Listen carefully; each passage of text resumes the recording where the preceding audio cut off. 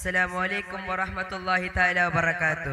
Bismillah walhamdulillah wassalatu wassalamu ala ashrafil mursalin wa ala alihi wasahbihi ajmain amma ba'd.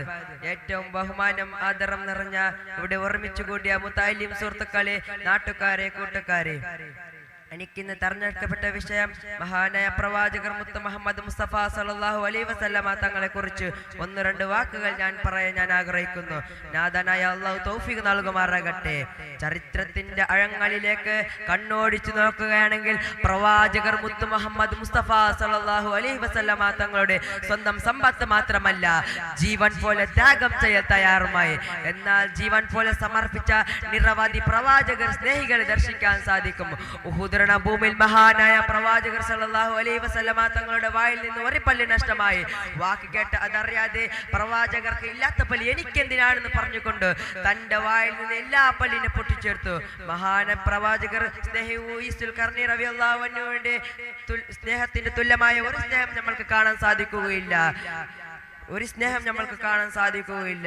Hubaib റളിയല്ലാഹുവിനെ തൂക്കിലേറ്റാൻ കൊണ്ടുപോയ സമയത്ത് ശത്രുക്കൾ പറഞ്ഞു, നിനക്ക് പകരം ഇവിടെ തൂക്കിലേറ്റുന്നത് മഹാനായ നബി സല്ലല്ലാഹു അലൈഹി വസല്ലമ തങ്ങളെയാണ് ഇവിടെ തൂക്കിലേറ്റുന്നതെന്ന് നിന്റെ മനസ്സുകൊണ്ട് വിചാരിച്ചാൽ മതിയാകും.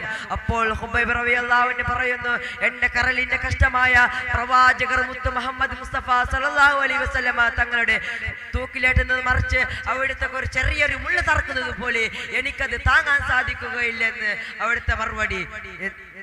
നബി സല്ലല്ലാഹു അലൈഹി വസല്ലമ തങ്ങൾ പഠിപ്പിച്ചിട്ടുണ്ട്, ലാ യുഅ്മിൻ അഹദകും ഹത്താ അകൂന ഹബ്ബ ഇലൈഹി മിൻ വാലിദി വ വലദിഹി വന്നാസി അജ്മഈൻ. നിങ്ങൾ നിങ്ങളുടെ മാതാപിതാക്കളെക്കാളും, നിങ്ങൾ നിങ്ങളുടെ മക്കളെക്കാളും, നിങ്ങൾ നിങ്ങളുടെ സർവ്വജനങ്ങളെക്കാളും എന്നെ സ്നേഹിക്കുന്നിടത്തോളം നിങ്ങൾ യഥാർത്ഥ മുഅ്മിനാവുകയില്ല. ഇത്രയും പറഞ്ഞു നിർത്തുന്നു. വാഖിറു ദഅവാനാ അനിൽ ഹംദുലില്ലാഹി റബ്ബിൽ ആലമീൻ. അസ്സലാമു അലൈക്കും വറഹ്മത്തുള്ളാഹി